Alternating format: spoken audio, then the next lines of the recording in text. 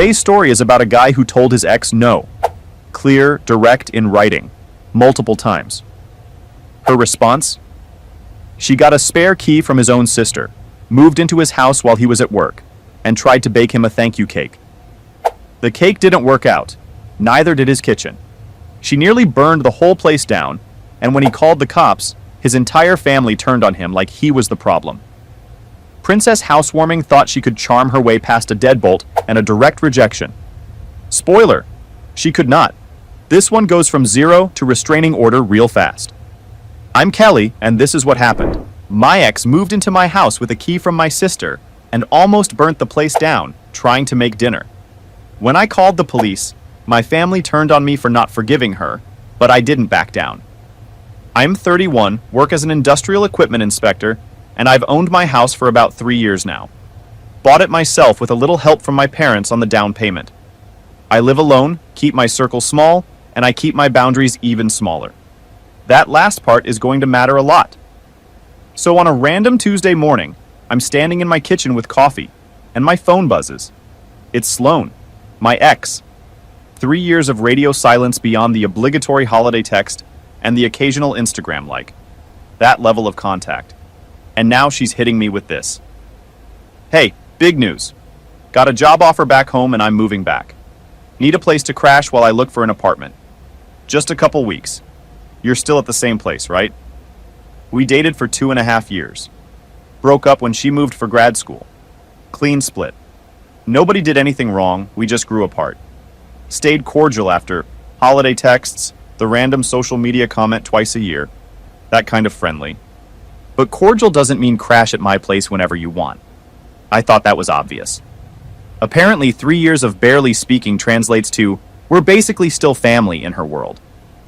I texted back congrats on the job, told her I couldn't help with housing, suggested an extended stay hotel. She pushed back.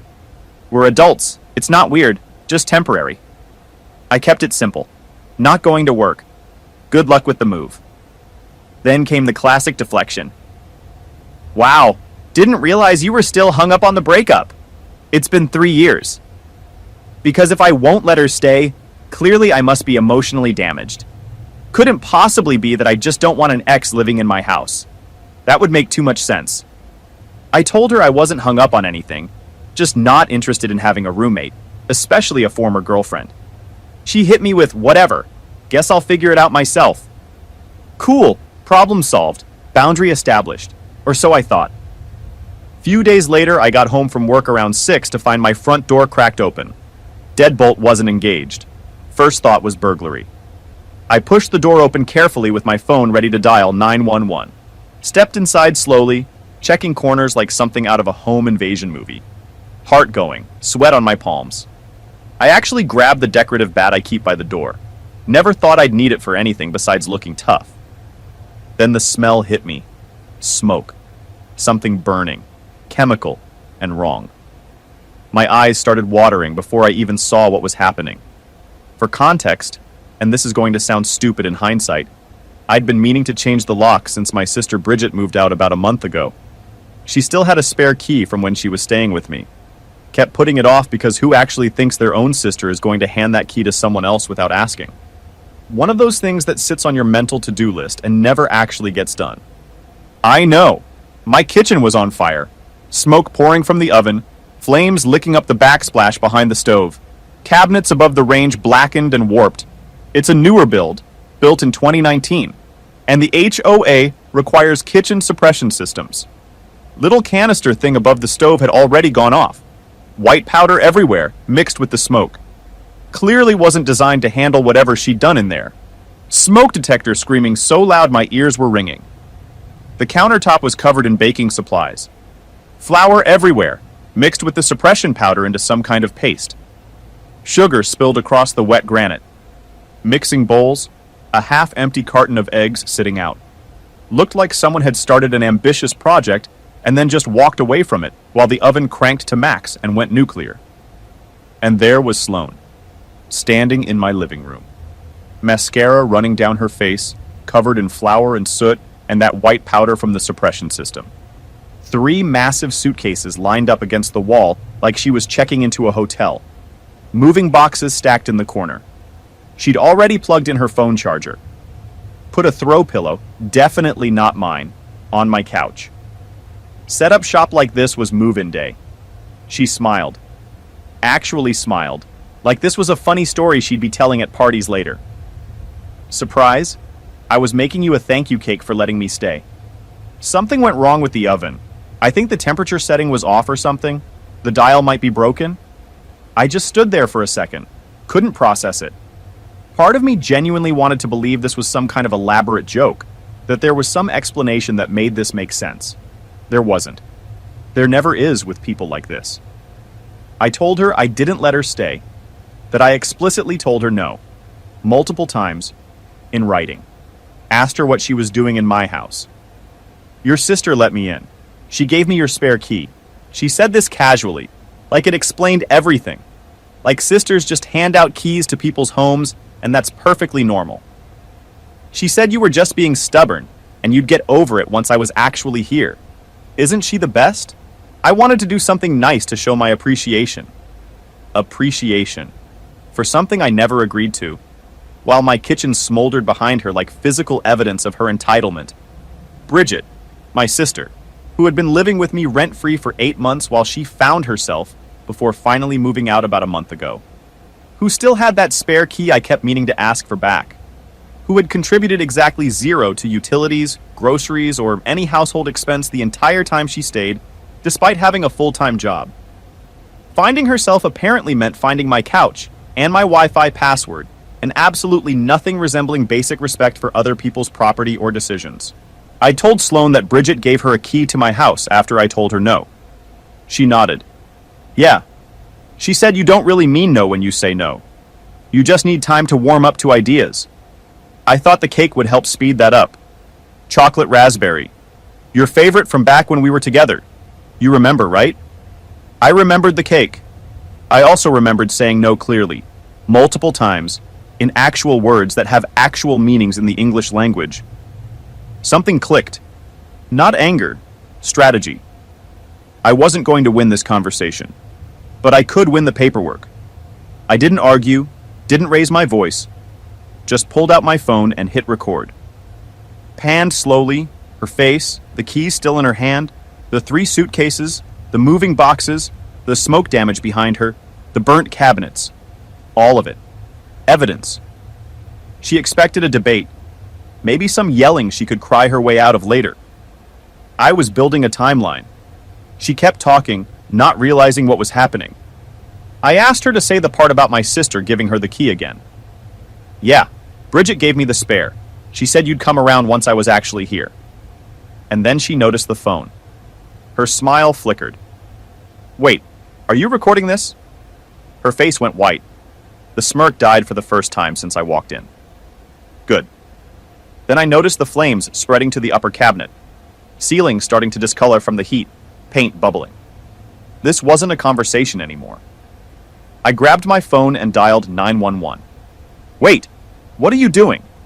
Her face shifted from apologetic to panicked in about half a second. The tears stopped like someone flipped a switch. You don't need to call anyone. It's just a small fire. I'll pay for the damage. We can figure this out ourselves, like adults. I told her she broke into my house and set it on fire. We were way past figuring anything out ourselves.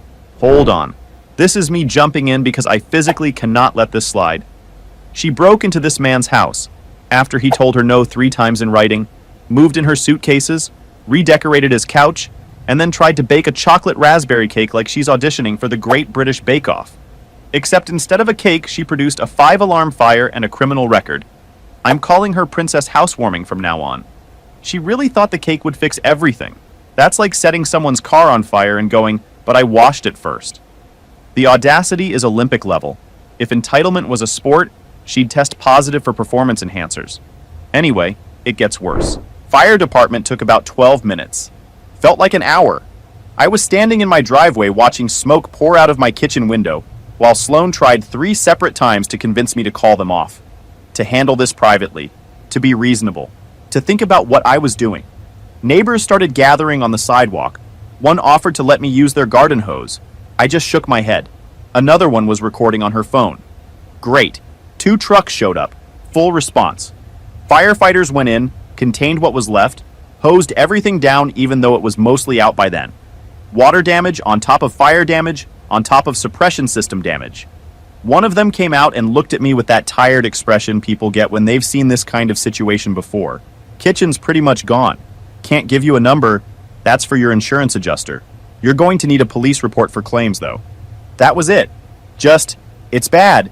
Get documentation? Good luck. Police showed up maybe 20 minutes after the fire trucks. 2 officers. Took forever. Lots of standing around. Lots of waiting. They took statements from both of us separately. Sloan was in the living room talking to one officer, while I was in the driveway showing the text messages to the other one.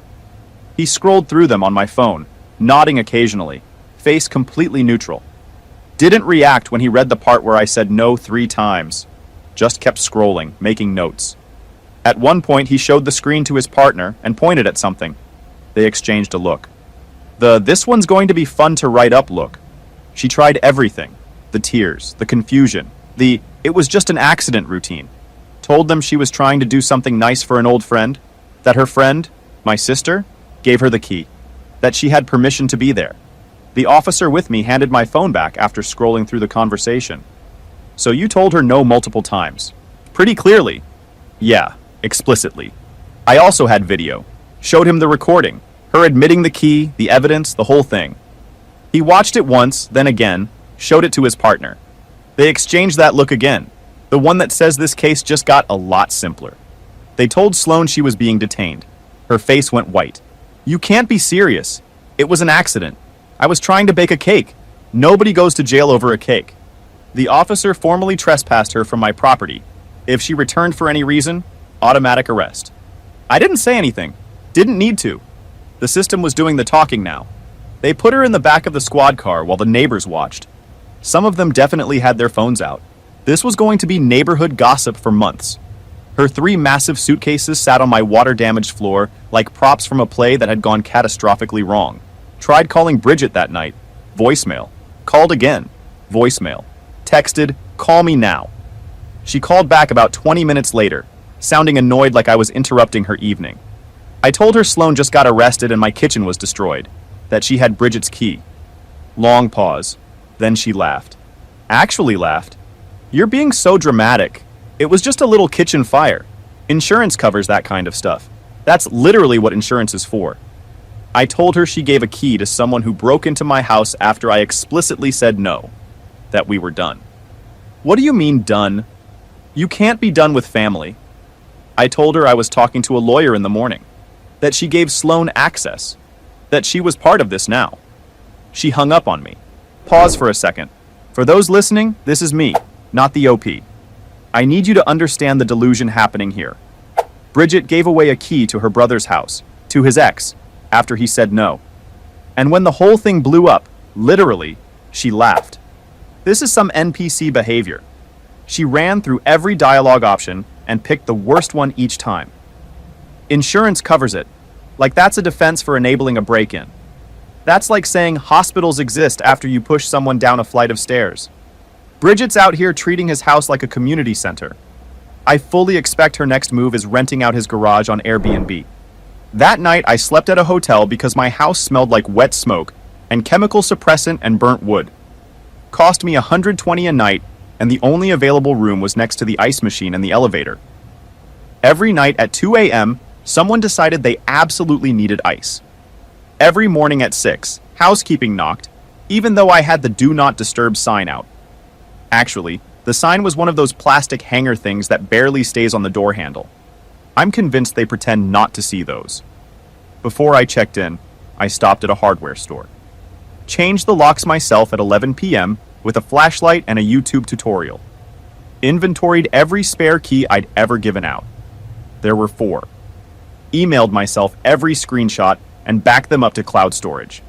The video, the text messages, everything time-stamped and documented. By midnight, I had a case file. The insurance company's after-hours emergency line put me on hold for 45 minutes before a tired-sounding person told me an adjuster would contact me within 5 to 7 business days. Incredibly helpful.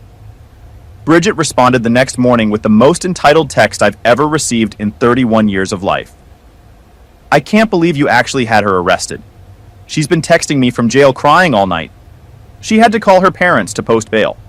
You know she doesn't have that kind of money. This is on you now. You ruined her life over a cake. A cake.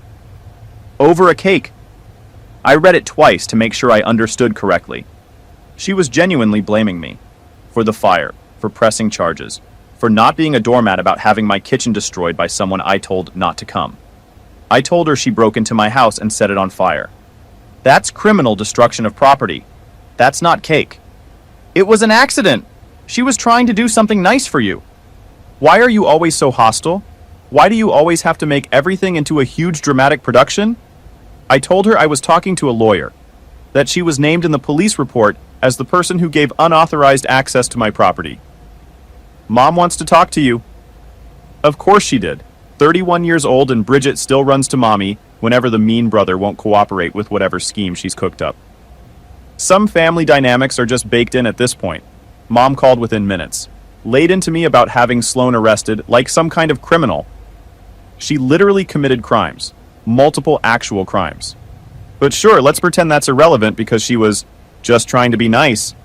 Mom's argument was straightforward. Sloan was part of this family for years. Every holiday, every birthday, every family barbecue and graduation party and random Sunday dinner. I have a guest room sitting empty. It would cost me nothing to let her stay for a few weeks. The fire was clearly an accident. Nobody intended for anything bad to happen. She was always so sweet to my grandmother. Remember how she used to bring her flowers?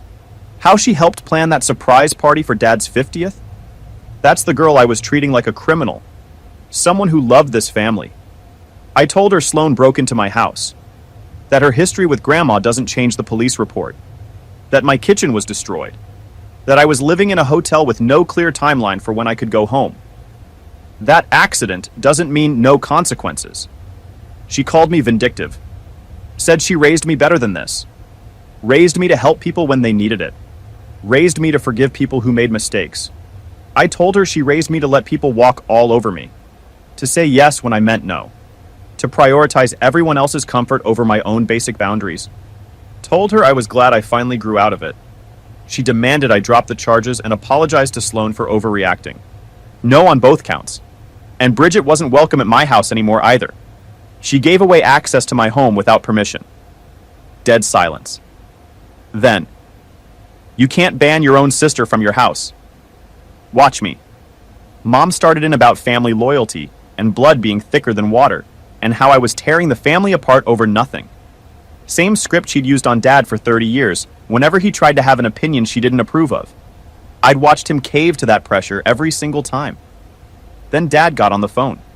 The peacemaker. The guy who'd never held an opinion that survived contact with my mother's disapproval. He ran through the greatest hits. She didn't mean it. Think about what you're doing. Would it kill you to be flexible? Same guilt playlist, different vocalist. I told him I'd rather be alone than be a doormat. Long silence. Mom whispering in the background. Same dynamic as always. Your mother is very upset. Can't you just drop this for the family? No. He hung up. Wait. His mom's big argument is, she brought flowers to your grandma. That's it. That's the defense. Flowers. Ma'am, your son's kitchen looks like the set of Backdraft, and you're out here talking about chrysanthemums. And Dad, my guy has been standing in the background of his own marriage for 3 decades, like an extra in a movie he didn't audition for. Your mother is very upset. Yeah? You know who else is upset? The dude eating vending machine dinners in a hotel room next to the ice machine because his ex turned his kitchen into a campfire. But sure, let's all worry about Mom's feelings. Popcorn ready because the family shows up in person next. I sat in that hotel room realizing something important. I wasn't dealing with Sloan anymore. I was dealing with an entire system of people who'd spent decades training each other to fold under pressure. The only way to win was to stop playing their game entirely. So I stopped arguing and started filing. Day 3, got a lawyer. Guy named Callahan. Older, mid-50s, practical and direct. Billed by the hour and didn't waste time on sympathy. First meeting, he laid everything out. Criminal case is separate from civil. DA decides prosecution. Insurance is the primary recovery path. Document everything.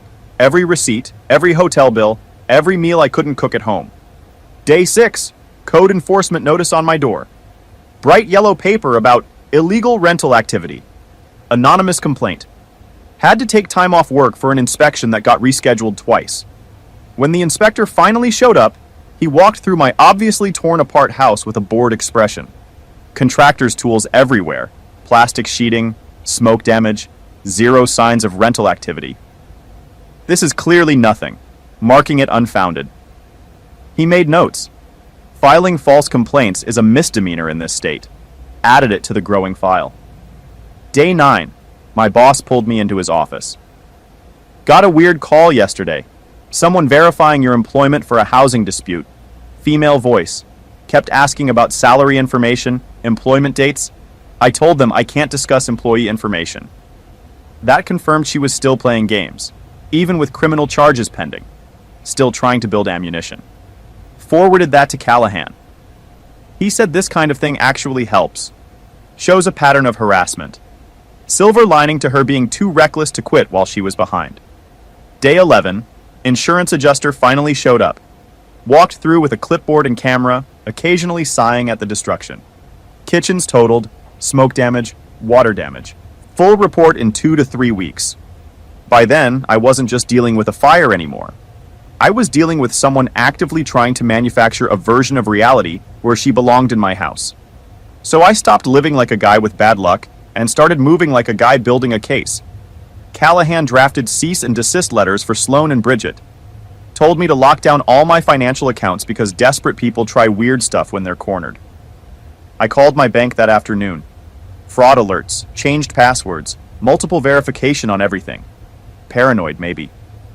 But I wasn't going to find out the hard way what she'd try next. Day 23. Insurance report came back. $34,000. Kitchen demo, cabinet replacement, countertops, appliances, smoke remediation, water damage repair, suppression system reset. The itemized list was 3 pages long. Contractor estimates came in around the same time.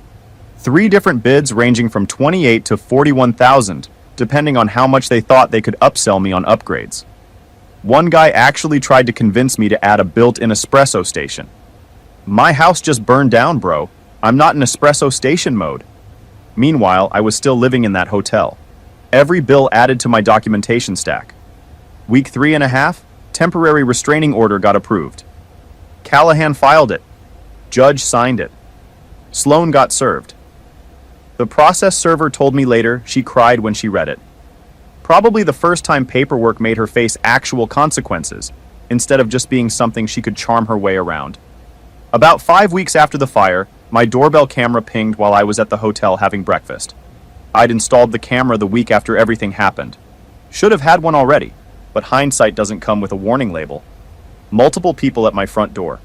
Pulled up the feed on my phone, my parents, Bridget, and somehow, impossibly, Sloan. Out on bail, and apparently undeterred by the temporary restraining order my lawyer had filed and gotten approved about 10 days earlier. All 4 of them on my porch. 1 car in my driveway. They'd carpooled, coordinated, showed up together like some kind of family intervention. Here's what I pieced together later. They probably didn't know about the TRO, or at least they'd convinced themselves it didn't apply to just talking or trying to apologize. Mom apparently decided that if everyone came together and had a family conversation, the whole situation would blow over. Classic family logic. If one person telling you to be reasonable doesn't work, try 4 people at the same time. Mom had even printed out a letter. I could see it in her hand through the camera feed. Actually typed something up, printed it, brought it along. Probably a bulleted list of reasons why I should forgive everyone and move on. Very her. I called my lawyer instead of the cops. Told him Sloan was at my house right now with my entire family standing around her. The TRO was served last week. Even Callahan sounded surprised. Don't engage. Don't go there. Don't respond to anything. Just let them incriminate themselves. I'm calling this in. Every instinct in my body wanted to drive over there. But that's what they wanted. A scene. something they could spin. Instead, I stayed in my hotel room and let the camera collect evidence while they performed for an audience that wasn't there. Watched the whole thing unfold through the feed. Mom knocking on the door aggressively, then pounding. "We need to talk like a family. Open this door." Dad standing in the back with his hands in his pockets, looking like he desperately wanted to be anywhere else, but wasn't willing to skip out on whatever Mom had organized. Bridget on her phone, probably live texting someone about what a jerk I was being, and Sloane, talking directly to the camera like I could hear her through it. She actually waved at the camera at one point, blew a kiss. Did the prayer hands gesture like she was pleading? Full performance. "Please, I know you're watching. I'm so sorry for everything. I'll pay for all the damage. I'll do whatever you want. Just please drop the charges." Violating a restraining order on camera, with a timestamp, while my entire family stood there and watched and did nothing to stop her. "Yo, timeout." She blew a kiss to the doorbell camera. A kiss, while violating a restraining order. She's standing on the porch of the house she burned down, doing the prayer hands emoji in real life, and her legal strategy is apparently vibes. This woman is speed running getting arrested. She's any percent, no glitches, going for the world record. And the parents brought a printed letter. Mom showed up with a PowerPoint presentation of guilt trips, like this is a board meeting for bad decisions. Meanwhile, Dad's in the background doing what he does best, existing without participating. 30 years of marriage and that man has perfected the art of being furniture. Police showed up about 15 minutes later. 2 cars, 4 officers. Sloane saw them pull up and tried to create distance. Not exactly running, but definitely moving away from the property quickly. Like that would help. It didn't. One of the officers intercepted her on the sidewalk. She started crying again immediately. The switch was that fast. They arrested her. Second time in just over a month. This time for violating a protective order. Bail got complicated because she already had pending charges. Her parents had to put up more money. Her lawyer, the public defender, apparently told her to stop doing things, which she was constitutionally incapable of hearing. Mom started arguing with the officers. Not screaming, but that aggressive, there must be some misunderstanding energy that makes cops' eyes glaze over. Kept trying to explain they were just there to talk. Bridget told the cops I was harassing everyone with legal nonsense, and this was all my fault for being unreasonable. They took notes on that too. Callahan later said her statement might actually help us if we needed to establish coordinated harassment. Sometimes people build your case for you. Dad finally called me after. Told me the whole thing had gone way too far. I told him Sloane violated a restraining order and they all watched it happen. She just wanted to apologize.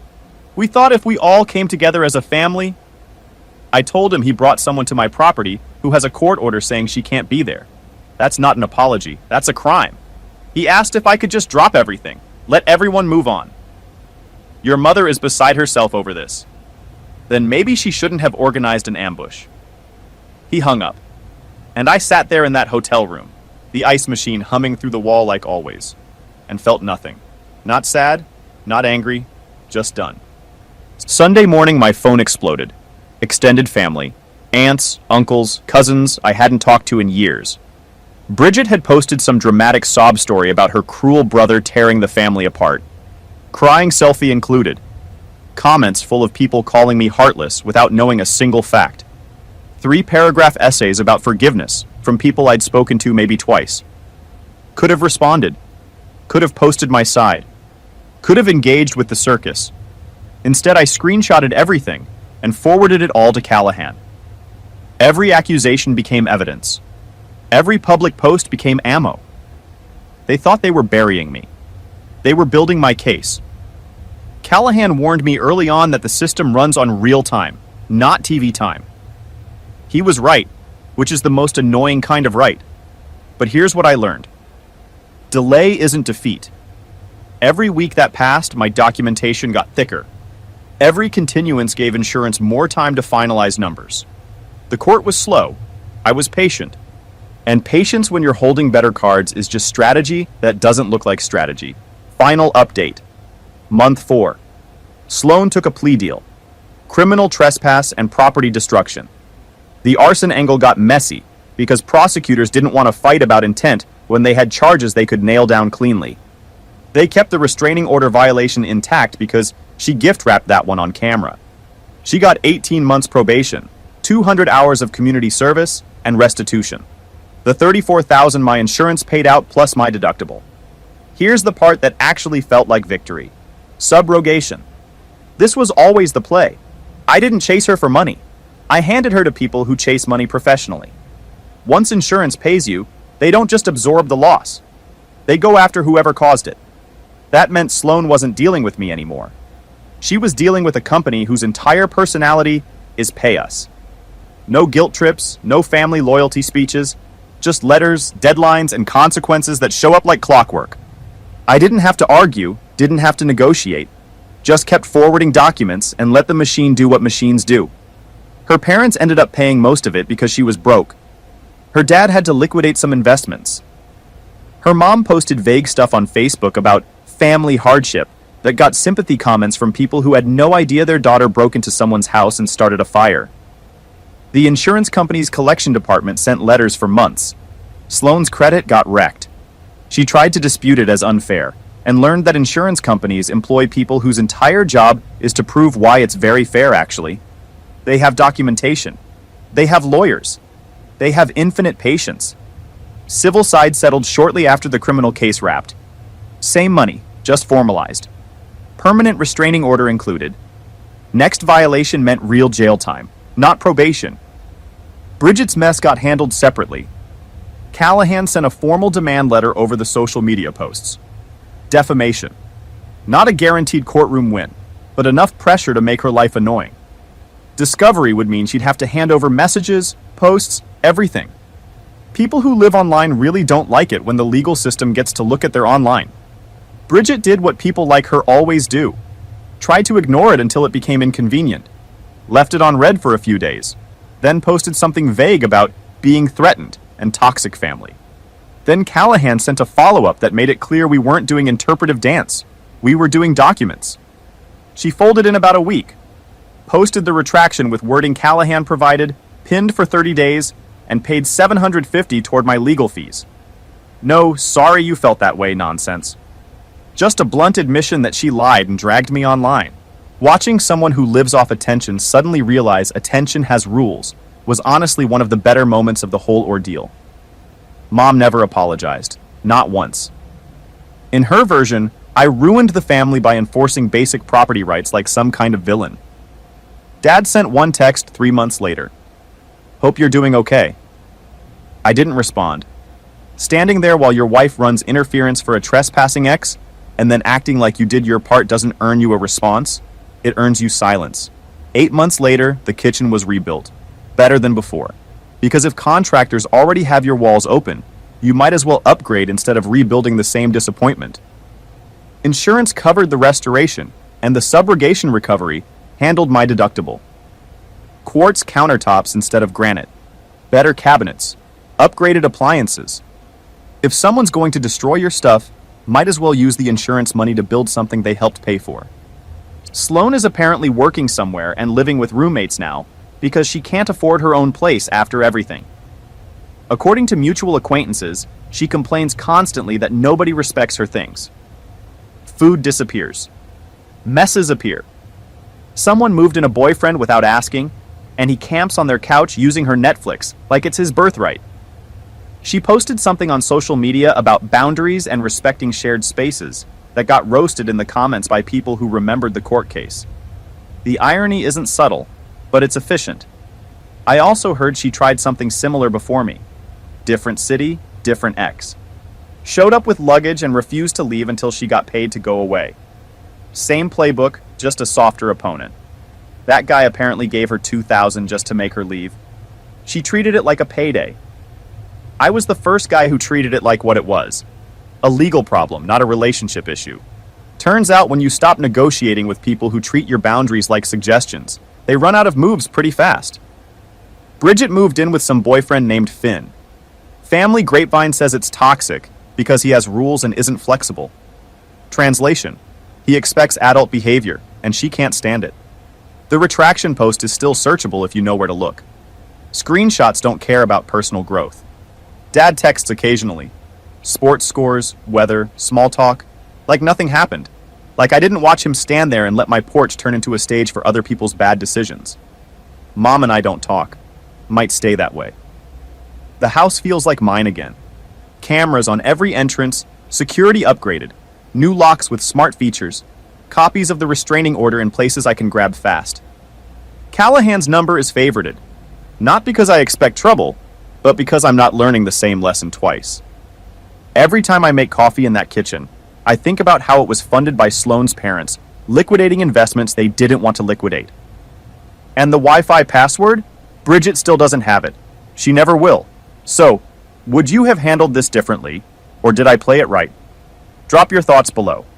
I'm curious. Look, I'm not going to pretend this guy had a perfect hand from the jump. He should have changed those locks the day Bridget moved out. He said it himself. But when the fire started, he didn't yell, he didn't beg, he didn't negotiate. He hit record, he called 911, and he let paperwork do what paperwork does best: grind. Most people would have gotten emotional and lost the upper hand. This man built a case file at midnight in a hotel room next to the ice machine. That's not revenge. That's project management with a grudge. Drop your takes in the comments, and if you're not subscribed yet, hit that button. I'm Kelly, and I'll catch you tomorrow.